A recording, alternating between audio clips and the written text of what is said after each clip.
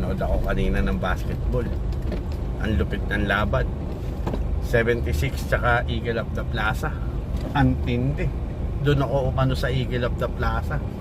Talagang ang titibay ng mga naglalaban. Si Chanko, si Aguila, tapos si Eagle of the Plaza, tapos si Pitong, tapos si 5, yung pinakamagagaling na yun, si 5 yun. Ngayon lamang ng 20, 1 minute na lang, 1 seconds lamang ng 20. Etong si Chanko, na-rebound yung bola, ipinasa kay Pitong, tinakbo ngayon, hinabol ngayon ng kalaban, tinira ng gano'n, 3 point, foul counted.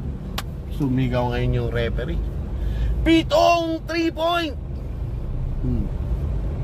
Lamang ng 20 yun ha.